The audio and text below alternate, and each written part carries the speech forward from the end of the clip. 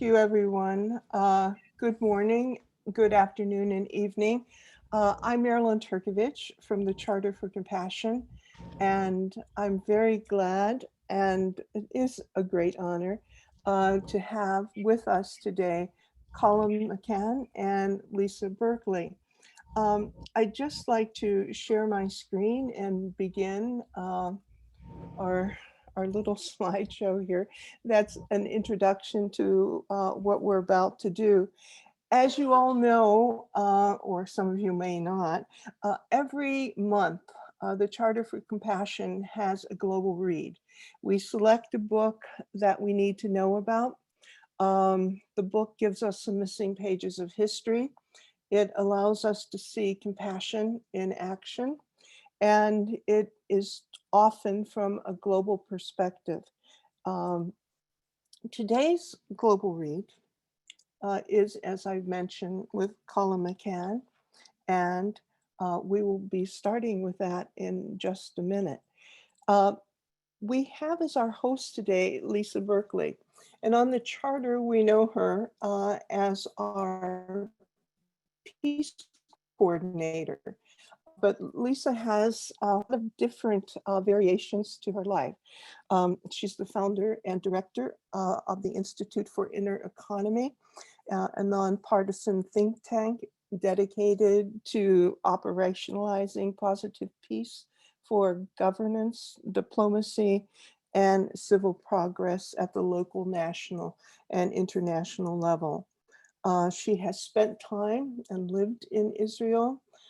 She is a board member of the Monterey City Council in California. And to her heart, she tries with legislation to bring in the United Nations Sustainable Development Goals as part of the work of the Council. And that's something that we try very hard to do in all of our sectors. We'd like to thank everyone who gave generously to helping us continue these global reads. And they certainly are, an opportunity for us to give something to our community. And we are most grateful for that. Our next global read is going to be with David Sloane Wilson.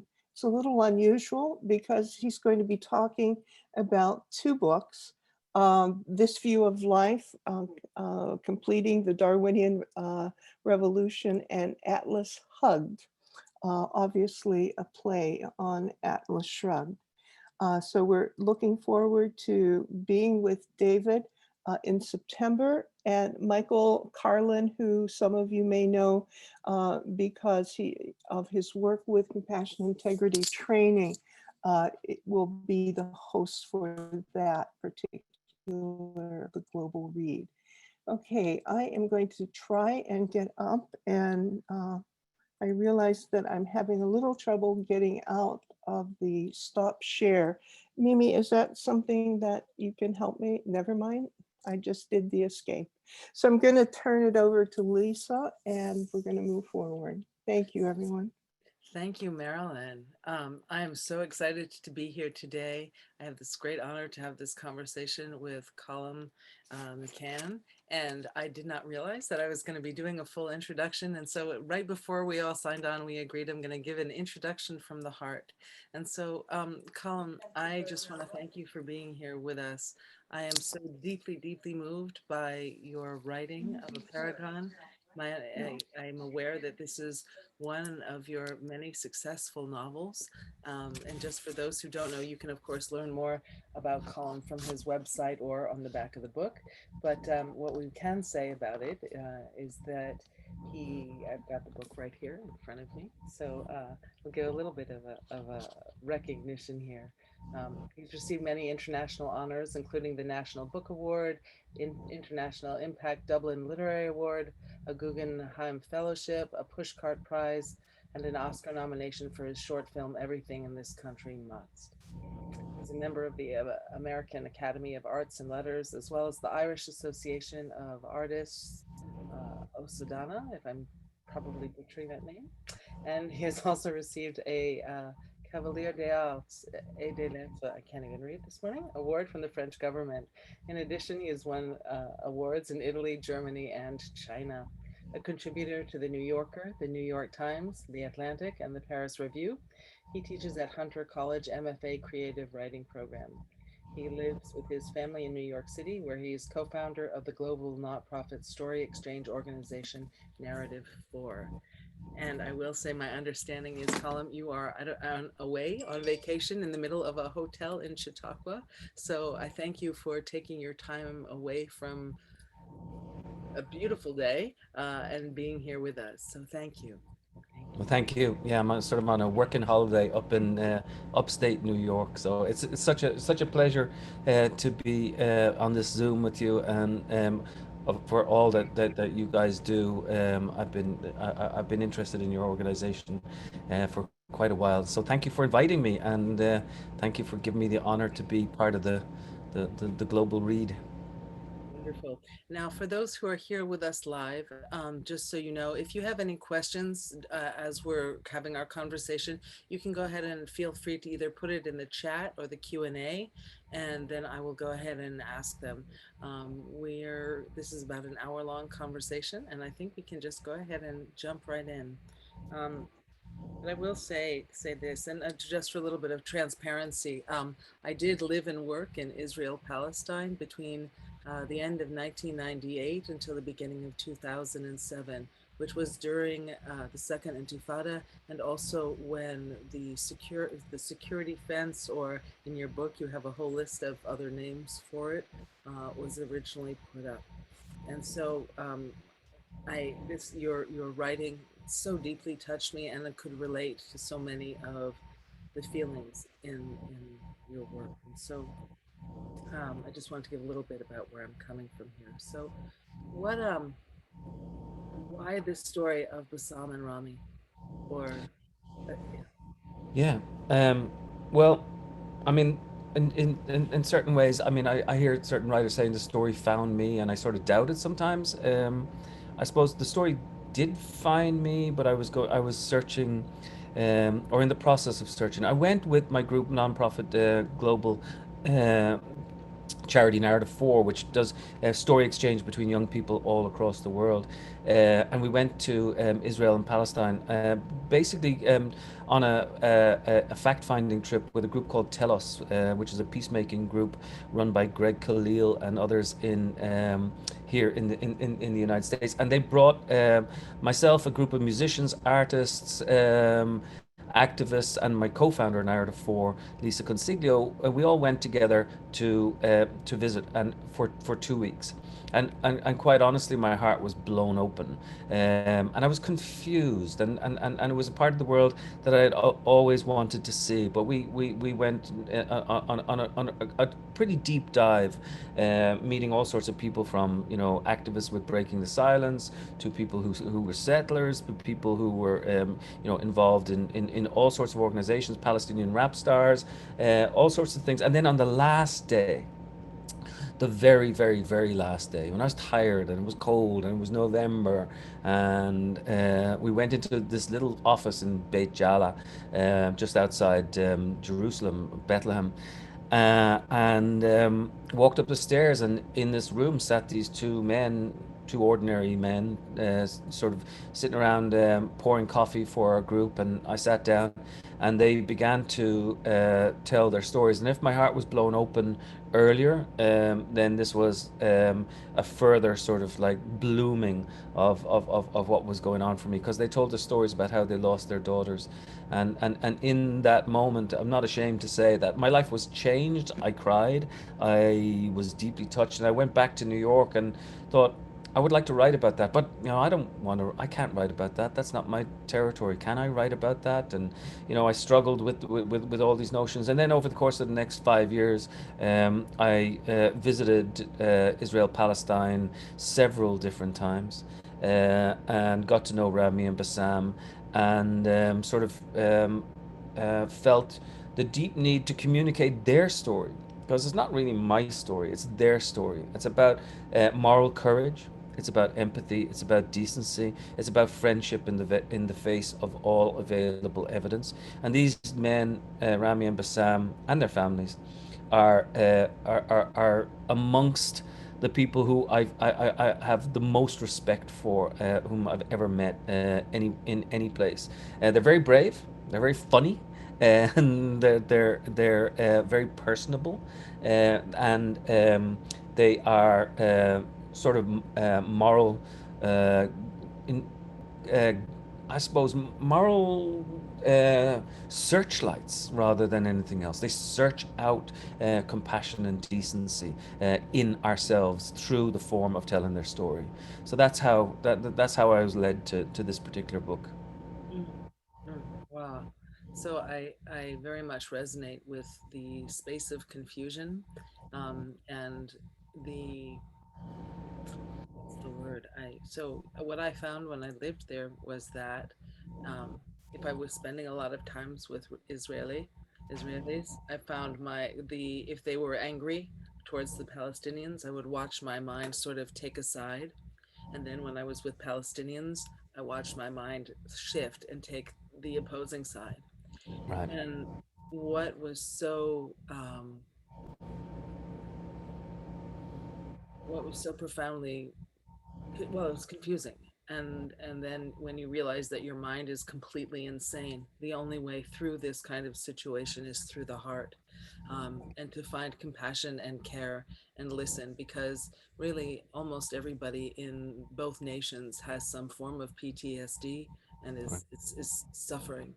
And Right. so it is only through the heart. So I really appreciate your talking about the confusion. And I just want to again give another shout out here, because the way that you told their stories is so exemplifies the story of Israel Palestine, the pain, suffering, the but yet you told it in such a way that wove a very holistic story. And I find that I it gave me courage in a different way, because I've very often, especially here in the US, have stopped talking about my experiences there. Um, because as soon as you speak in most circles, as soon as you speak on one side, you're automatically deemed against the other side. And it's very uncomfortable, and you've just done an incredible job to weave this together. And so I'm curious, in your own, as a Irishman, and you made reference in the book in a few areas to the conflict of Northern Ireland. If their stories paralleled or spoke to your own life experience or your family's, and if so, in what way? Yeah, I mean, I would like to talk about Ireland, but I think, you bring up something really fascinating, Lisa, and I think that we need to talk about the beauty of confusion, and the power of confusion. We live in a world that is increasingly diseased by certainty, and you have to be certain. You were either here or you are there. You were either red or you are blue. You were either left or you are right. You were either up or you are down. And most of us are much more confused than that, much more nuanced than that. Nuance being another word for proper confusion. And one of the things that I wanted to do with this book was to acknowledge my own confusion. And anybody who's read it will understand, that the opening of the book is sort of deliberately confusing because it jumps and it skips and starts following birds, and then it stops and it starts talking about weapons, then it starts talking about a young girl, and then there's a man going to a mosque. And what I was trying to do was to acknowledge my own confusion, and acknowledge the idea that this stuff is confusing, and yet what is not confusing is the territory of the human heart, although that can be confusing too. But if we can get beyond the facts, the figures, the apparent histories, and the apparent, putting down of the stake into certain territory and saying, I am right, you are wrong, we get into a much more interesting space, which is, what Faulkner would have talked about as the human heart in conflict with itself.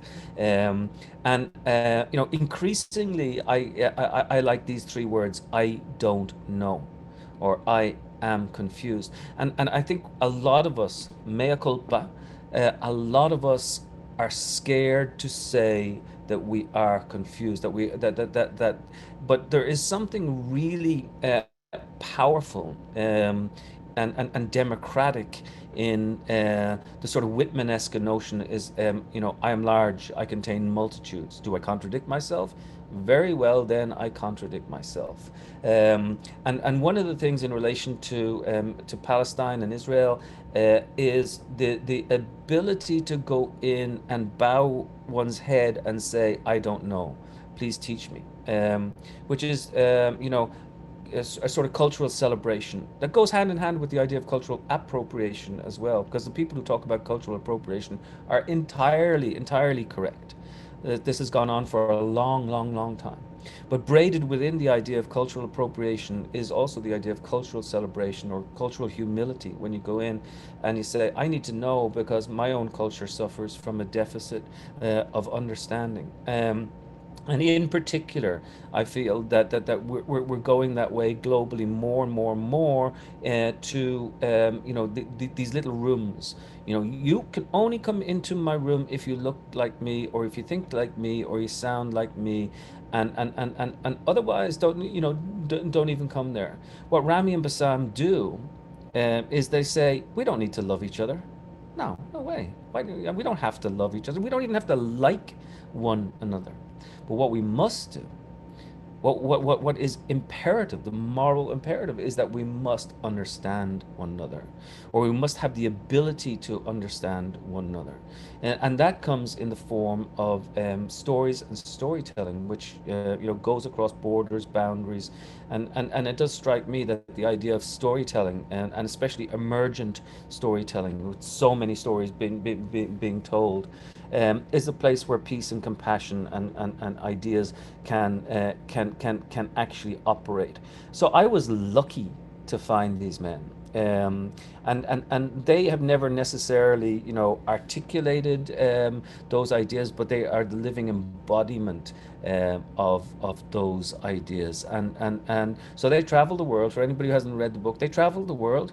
They tell the stories about how they lost their daughters, and they learn how to harness their grief, and inspire people to turn it into understanding and action, on the ground. And if that sounds kumbaya to some people, fair enough, but it's not. It's really brave. It's dangerous stuff. Storytelling is dangerous.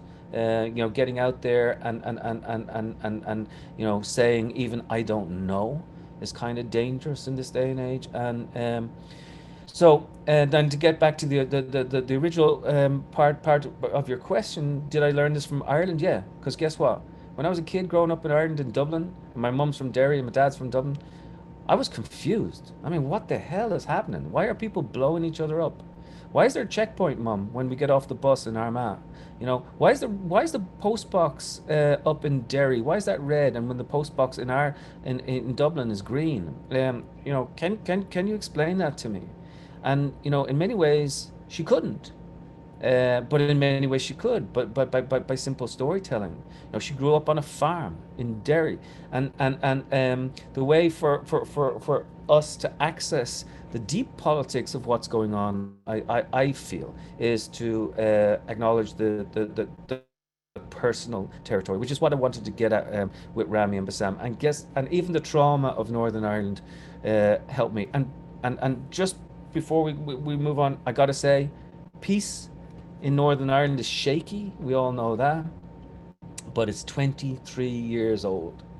It's still young, but it has grown to that particular age. It's grown beyond the age of voting. It's grown beyond the age of drinking, even. So, it's um, uh, it's there, and for anybody who believes that these things can't happen, I never would have believed that it could have happened. If you'd have seen my 15, 16-year-old self back in the early 1980s, and he said to me, "Oh, you know what, 1981, after the hunger strikes, that there will be peace in this country." I'm like, no way. And there is.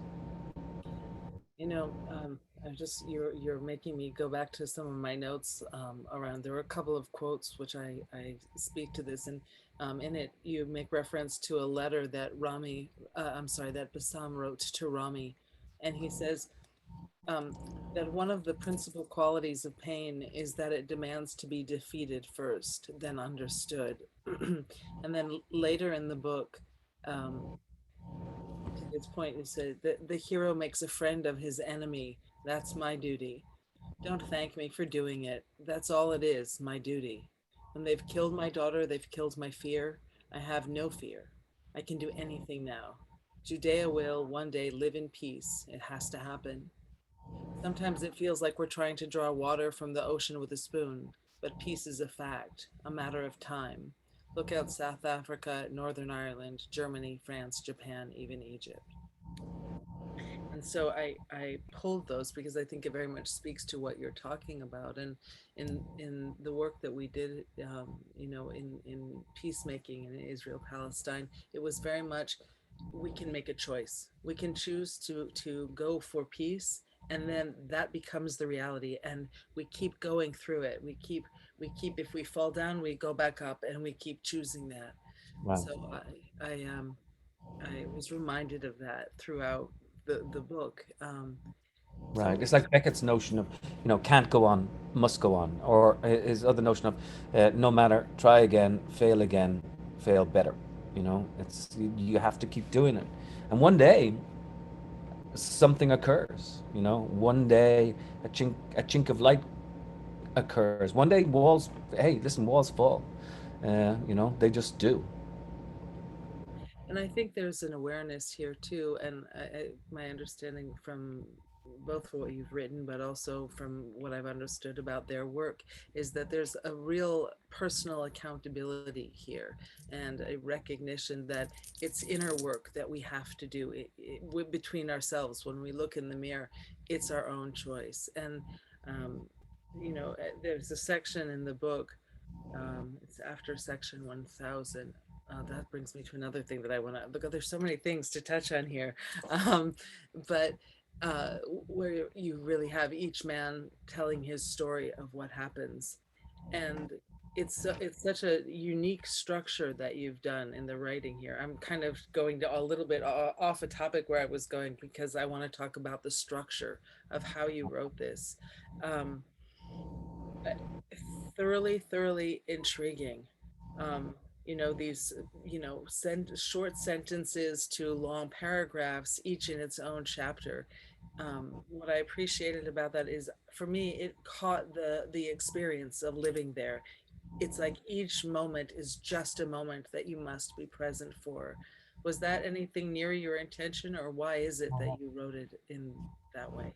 And for those, Well, yeah, go ahead.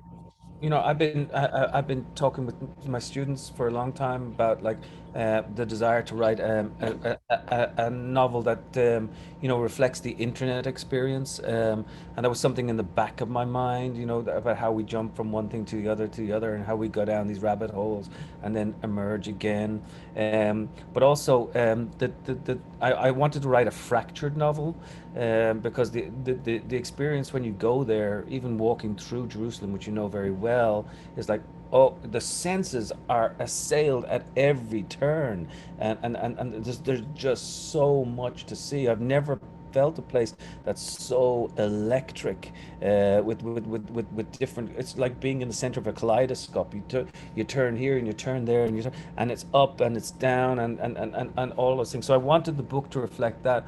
I also wanted a new form, certainly a new form for me, in order to, not fall into the traps of some of the, previous, what could have been for me, just, this sort of balanced narrative. And even though it seems balanced, it's not really. And the book is intended to throw you off balance. The third thing is that I realized that Rami and Bassam were telling the stories of their children in order to keep their children alive. And I was like, holy, that's what it is. It's Scheherazade.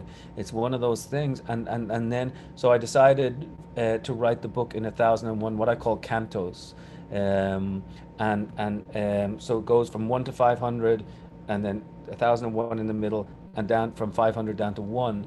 The number 1000 is missing. There's all sorts of numerical stuff that's going on. There's amicable numbers. I'm not a mathematician, but I kind of got into math while I was writing the book. And of course, the number 18 is very important in the Jewish tradition. And there's a number of references to Arabic mathematics, and that was the birthplace of mathematics in the 10th century, and all of these things that were going on for me.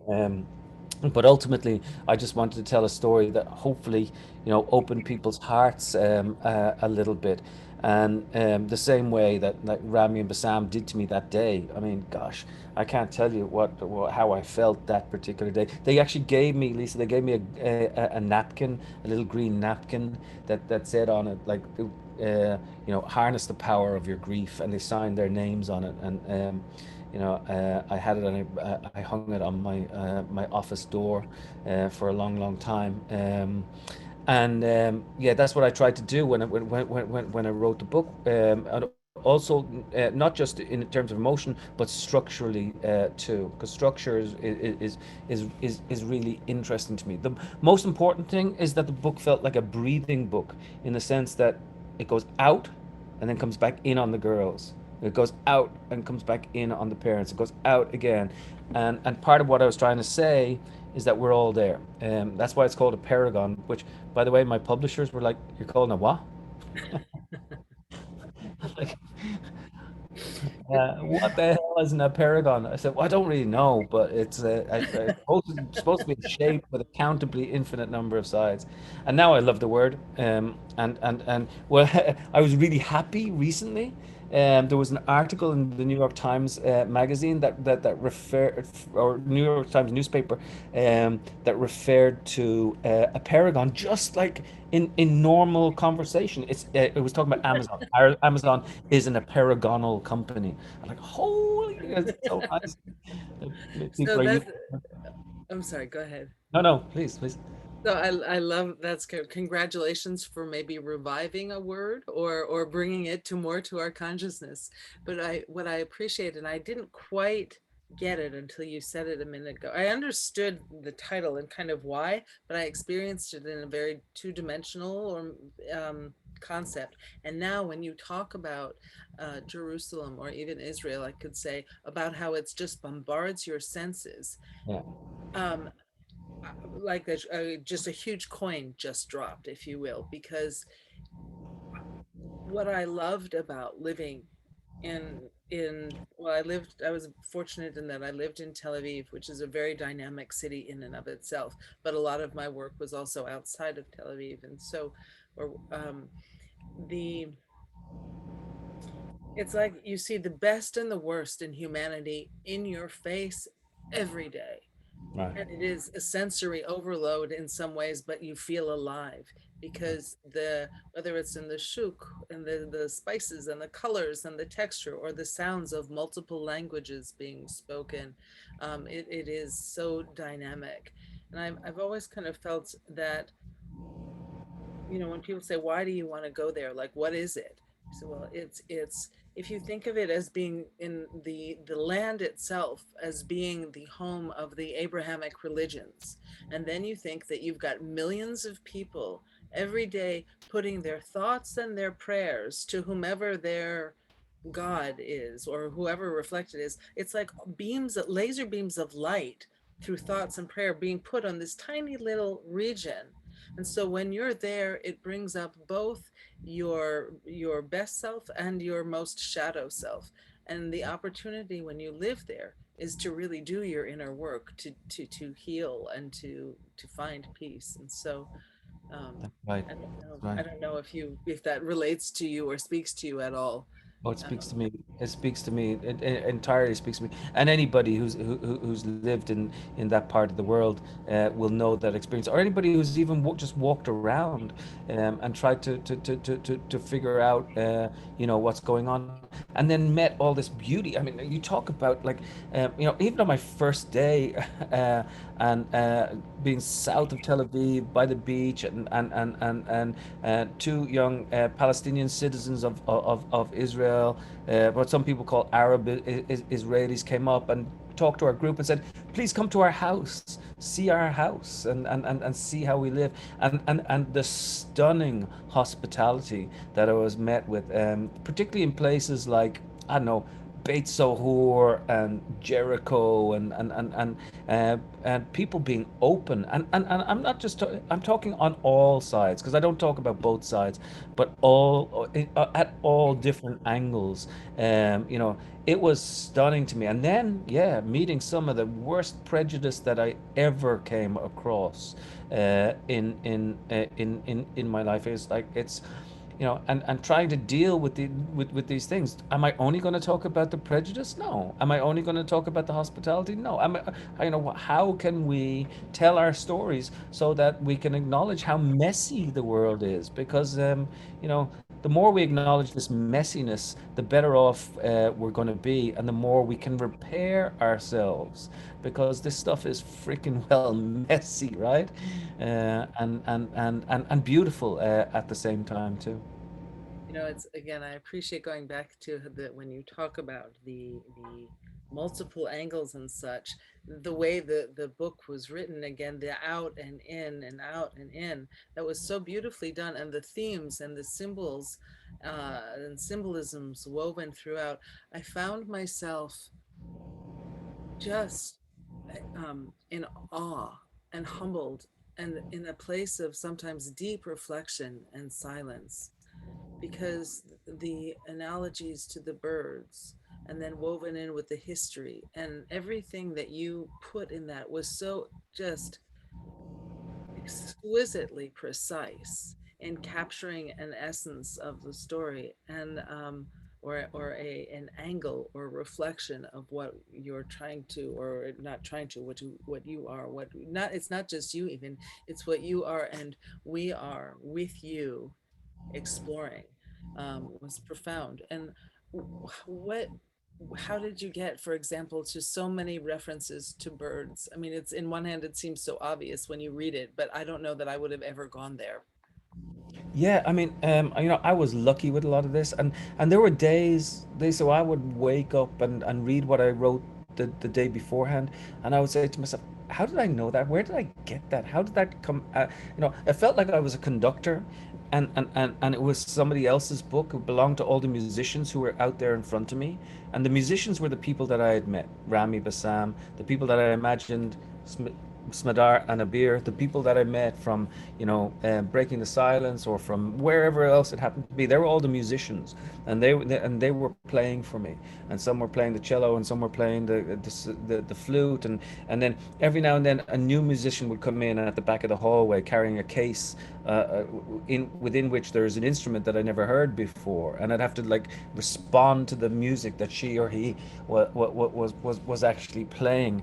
And I don't like when writers talk about how it was sort of some sort of mystical experience, and I've never talked about it before, not even really in relation to this book, but somehow there was some music coming in on the air, like Seamus Heaney's poem, the Given Note, the music coming in off the Atlantic, and it was discordant at times, and intentionally discordant as well. And I just tried to shape them the best way that I possibly could. But the way they're structured now was the way they were conceived at first. It's not as if I took a whole load of stories and just dropped them and jumbled them willy nilly on the page. Everything is very, very, very considered, and took a number of years to write this book. And then you want to have the appearance of ease. I mean, you want it to feel like, oh yeah, one thing needs the next, needs the next, needs the next. It's like, good music should be easy to listen to, and yet it should also rock you to your knees and at certain times. And so I was lucky, and it is my book, but it's not my book. It becomes the book of the reader then, and that's acutely important. That when you read it, you actually extend the book. You make it bigger. The Apeirogon actually extends in certain ways, especially with this particular book. And I've gotten more letters and more beautiful letters than for this book than anything I've ever done before. And part of it is because people know that they're in the book, that the book is theirs. And I actually explicitly acknowledge it at one stage. In the Canto 1001, it says, "You and me," a direct address to the reader, that we are both together in this book. It's not me narrating the book, it's the narrator or the reader herself who becomes the narrator. And that was a big revelation for me. Because for a long time, I'll be honest with you, I write in this book and I'm thinking, well, who's writing this book? I mean, obviously I'm writing the book, but who's narrating the book? I'm like, Jesus, you don't even know. What the hell? How can I be doing this? But I kept going and going and going until one day it just struck me as completely obvious. But it's like a concept in mathematics. It's absolutely obvious only when you work hard enough to get there. It's completely obvious that the reader is the narrator. And then I thought, wow, that's either brilliant or stupid, or maybe both. Well, what I hear though in that is kind of what I was making reference to about Israel Palestine sort of holding this place in our collective consciousness, and that in the collective consciousness is something with which speaks to all of us, and we have a perspective. I mean, we're going back again to the title of the book, which is, the more we're talking, I'm like, oh my gosh, it's a genius title. And you're also reminding me, when you speak about an orchestra, I was a musician at one point, and I was trying to decide whether or not to go professional, and I ultimately chose not to Mm, because I loved playing, and there were moments when I could feel that the music was playing me. But it was too much of an effort. I didn't get there.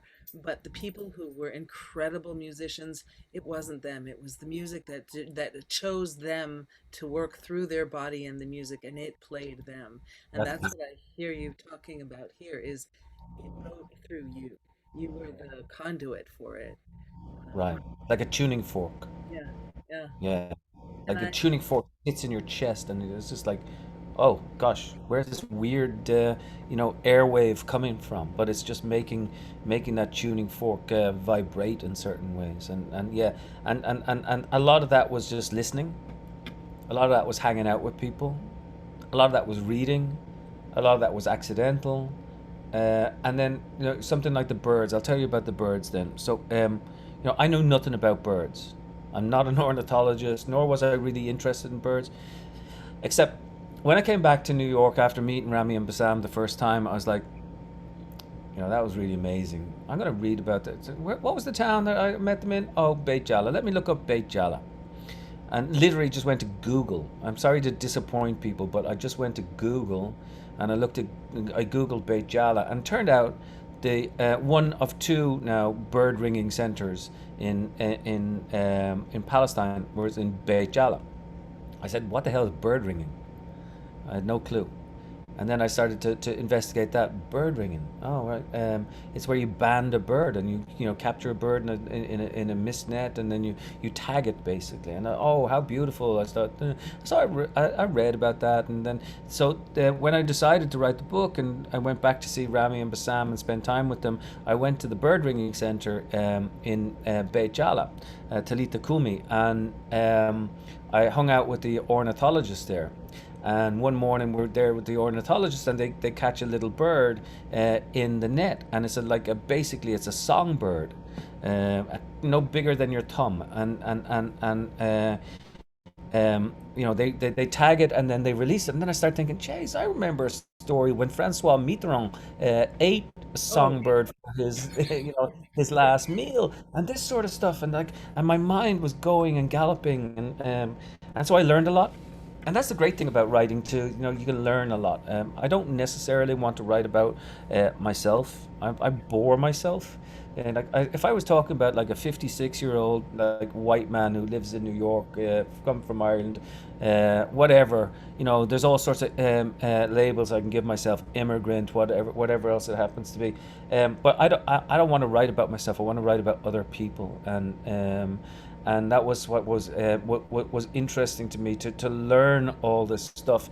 And when I started learning about birds, oh my God, my mind was blown. Frigate birds doing all these things, and doves and pigeons, and my name actually happens. Column actually happens to be either dove or pigeon in Irish. I think I'm more of a pigeon than I am a dove. So, but um, the whole bird thing. And now I'm fascinated by birds.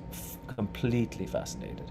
I appreciate you mentioning that, and also the ringing and the scene where you with Mitterrand eating the bird. Oh, it was so um, well, just like everything in the book, so sensual, sensuality, all of the senses woven in.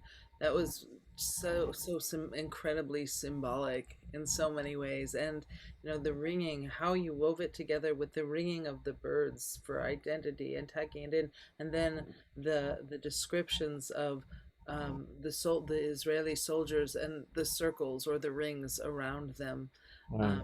It was just you talk about an in and out feeling, and my experience of it was more about kind of a weaving together of a tapestry.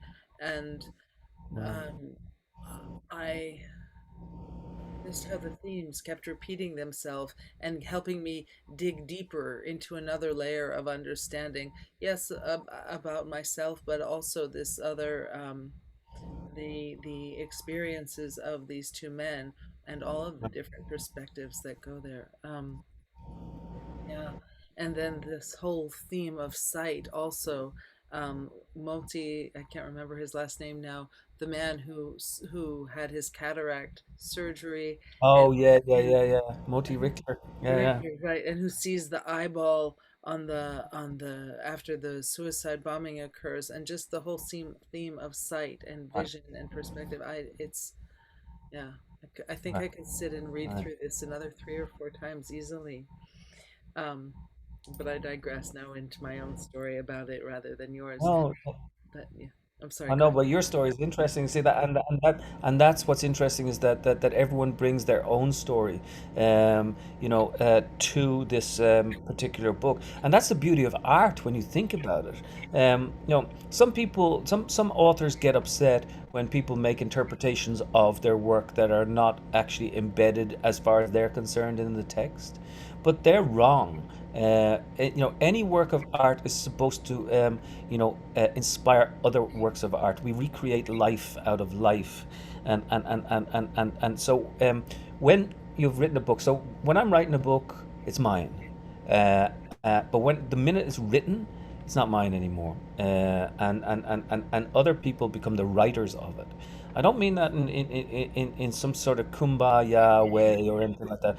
Really, really, really, your readers become the creators and writers and extenders of this particular book, of any particular book, and that's what's beautiful about engagement. And it's also what storytelling is all about, because they can take a lot of things away from us. They can take away our countries. They can take away our houses. They can take away our right to read. They can take away our right to song. All of these different things. But in the end, they can never, ever, ever take away our stories. And that's just the fact of the matter. That's one thing that we all have. Might come a time when books are not around anymore, but there will never be a time when there's no stories. Even if we wipe ourselves off the face of the earth, there will still be a story about those crazy people who wiped themselves off the face of the earth. It's very, very true. I'm just looking, pulled up some of my notes because this is the other thing that I am reminded of. You did this whole scene about Philippe Petit Yeah. balancing, walking across the the valley of, what is it, the valley of hell. Um, My note. yeah, I'm sorry. Yeah, yeah, and how, in wearing this, even his clothing, sort of balancing the Israeli and Palestinian narrative and holding another vision, and then how releasing this dove that he's carried that's really a pigeon. right. Uh, maybe the pigeon's name, maybe the bird's name was Colin. No, anyway, I won't joke. I'm sorry. Um, but about carrying the pigeon, and then how the pigeon holds on to him while he's thousands of feet up in the air, Yeah, and how, again, how delicate peace is, and right, certainly within the Israeli-Palestinian context, how close we have come to peace there, and right. then how delicate and fragile it is. And so Yeah, I and peace is much more difficult than war. I mean, those who engage in peace making, or those who wage peace, are very well aware of this, that it's much more complicated, much more difficult, much more profound, much more tenuous, and much more pleasing in all sorts of ways. And it's the sort of the excellence of difficulty, and also the sacrifices that are involved for people. I gotta acknowledge here and now how many organizations there are within Israel and within Palestine doing super good work, whether it be about water rights or whether it be about, law, or whether it be about checkpoints or whether it be about women's rights. And there are an amazing amount of people who are really doing good things.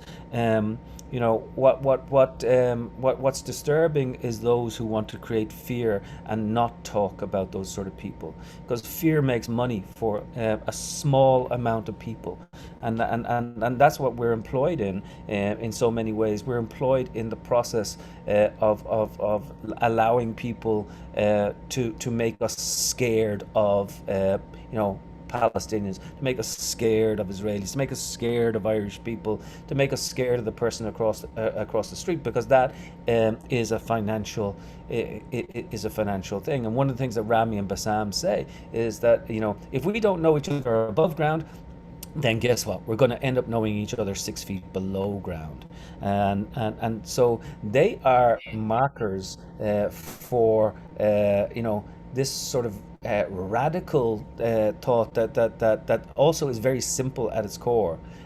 We need to know each other. If we don't know each other, we are in serious trouble. And you see it in America today. You see it in Ireland too. You see it in Russia and all sorts of places. But particularly I'm living in the States now. I live in New York, and I get to travel around. And this tension that's apparent, is going to have to be relieved somehow. Part of it, for me, is relieved through the idea and art of storytelling, which is, and I'm involved with Narrative 4, which is an organization that is brings young people together to tell stories across boundaries.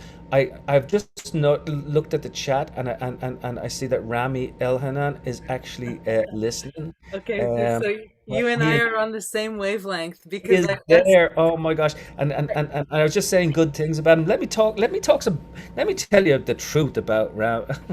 so I'm actually going to so just as you were noticed that, I noticed the same thing, and I asked him if he would like to join us, and he said only if I must. But now that we've both brought him to the Yeah, conversation, let's see, maybe Mimi. he can somehow hop into the chat. But let me Yes, tell you about I've Ram. brought him on as a panelist, so Okay. hopefully he doesn't feel too put on the spot here. He's not in his pajamas because it's about 3 o'clock in the afternoon there. Rami, hello. Hi, good evening. Hi. How lovely to have you with us. Thank you so much It's my for pleasure and honor. I got to hear about this quite by accident, and I enjoyed the conversation. You are two brilliant discussers. well, we're very happy to have you here, and um, Colm, did I interrupt you? Were you going to say something, or No, no, no. are I'm so happy to see. I'm so happy to see to see Rami's face, and you know, we were going to meet each other in a couple of months, but due to this COVID stuff now, it's going to be delayed. So I get to see him over Zoom, and it's so nice. Where are you, Rami? Well, I'm in a city called Kiryat Yam. It's in the northern of Haifa, where we have a flat facing the sea. We came here to be closer to our grandchildren, and we're enjoying our lives. wonderful? You're looking great. I'm doing great. Okay, that's fantastic. Yeah, Oh, oh, so go ahead, Lisa. well, I was going to actually jump in a little bit and ask you how does it feel? How do you to have had this very incredible story, so well written, so deep from the soul about you and Bassam and your work and your beautiful daughters?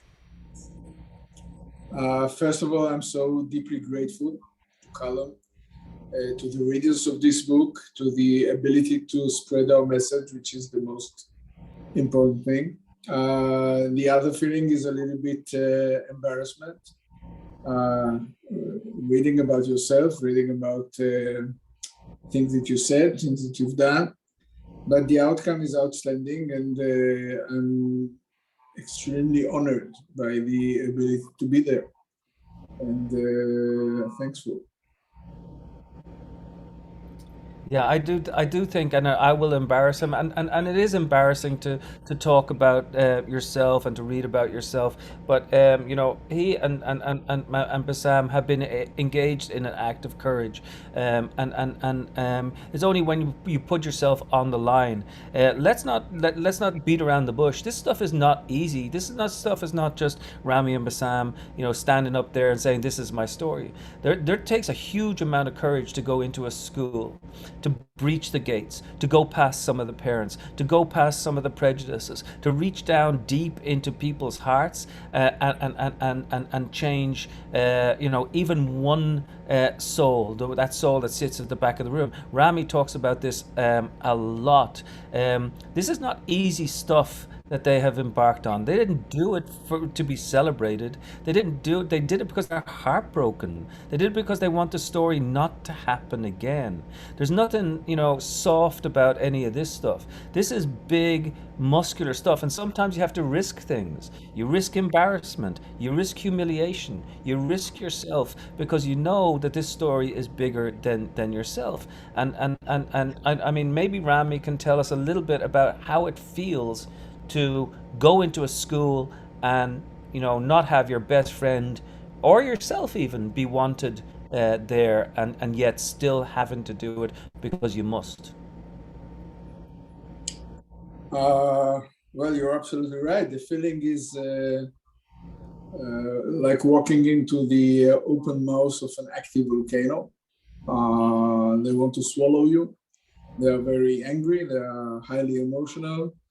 And sometimes it can be very, very difficult. But you have a mission, and you have a purpose, and you have a target in front of you. As you were talking about the value of not knowing, and the value of being misinformed. Well, I'm not fully agree with it. I go there with one thing in my head. I go there to prevent the loss of another drop of blood. I go there with the knowing that killing little children is wrong, period. No two sides about it. There are not facts that can be justify the killing of little children anywhere, everywhere. So, and this is what pushes me forward, me and Bassam. The idea that we are doing what we are doing in order to try to prevent more killing. Yeah, it's So, amazing. It's courageous. so I'm just looking. So I'm going to interrupt here because I'm a little bit sensitive to time. Um, Rami, I wish we had caught you a little bit earlier, although I've had wonderful conversations with Colin. I would have loved to have more of a dialogue with your experiences and your stories and hear how you We two can are. set up another meeting. With great Sure. pleasure. With great pleasure. So I'm looking here and I see that uh, Brenda Gustin is very thrilled that Rami that you've joined us, and Yafa Maritz, who is also Israeli, living in, I believe, New York, between New York and Washington State, says most moving conversation, and having Rami join made it so much more real. Much gratitude. And then she continues on to say, that is the same state that Socrates talked about when people said, why do they call the wise? Sorry, why do they call the wisest of all men? That's people came to Socrates and asked that question. And he said, I am the wisest of all men because I'm the only one who knows that he knows nothing. And so I think that that's a very accurate perception here. I accept that. Yeah. Yeah, and the more nothing you know, the greater the nothing becomes. Although I think that in a lot of this, part of knowing nothing in order to get to the place that you recognize that you know nothing, there's a lot of inner work that has to occur, where we have to be able to recognize our own shadow self, the place that we might have the desire to kill someone in revenge. There's a point, and I forgot. Well, it's in the book. I forgot who specifically or what exactly the context was of it, but I don't remember actually, Rami, if it was you or if it was Bassam who was talking about the the equation, the mental equation of revenge meant justice, and then the recognition that justice doesn't involve revenge, actually. Definitely, Bassa. Mm. Uh, Yeah. But both of them really. I mean, it is in Bassam's section, and the difference between justice and revenge. I mean, we cannot turn revenge into justice, but essentially that's what Rami has been talking about too. You know, some people tend to believe that revenge equates justice. It is the least like they are absolute polar opposites to one another. And that's a difficult thing for a lot of people to stomach and to understand. You know, should we go out and take revenge? I mean, that's the natural inclination. It was Rami's natural inclination at first. Until, as one of the questions asked, well, what happened to you, Rami, when that Palestinian woman stepped off the bus? Uh, it was like a hammer on my head. It was like a revelation. It was the first time I ever met Palestinians as human beings. After being brainwashed, after being subject to the Israeli upbringing education method. And this changed my life. It happened 23 years ago. And ever since then, I'm in a journey to redefine myself as a Jew, as an Israeli, and as a human being. Wow, that's a very, I think I'm just noticing the time, and I'm going to leave that last sentence as a way that we're going to wrap this up as far as redefining ourselves. Gentlemen, it has been my tremendous pleasure to be with you both here today. And I hope that maybe we can continue this conversation in another arena, perhaps through the peace sector, where we talk more about focus on peace. In the meantime, I invite Marilyn back and everyone to, if you have not read it yet, please get a copy of this book. You'll be brought to your knees in just exquisiteness and profound work and love. Thank you, Colin. Thank you, Rami. Thank Thank you. you all. Yeah. Thank you to everybody who is on here, and my word, to see Rami, it's so nice. This has been extraordinary. I know the Guardian newspaper said that this book is a masterpiece, and it is on so many levels. And this conversation itself is proof that when people tell stories and get to the heart of the matter and to the real heart, that there is a possibility that we get to know one another in a much different way, and that peace is really possible. Not necessarily tomorrow, but as we all know, it is hard work. And so that's a part of what we try and do at the Charter. I just want to invite people to a couple upcoming things. One is right after this, we have a conversation on the fantastic fungi, the movie. So you can look at the Charter homepage to get the link. We have conversations. It's called the Conversation Collective. Every Monday and Thursday, an opportunity for people to come and have the kinds of conversations that we have today. I had already mentioned, I think, that we have a brand new course that starts August 30th with Rakhi Sharma, who is from Compassionate India.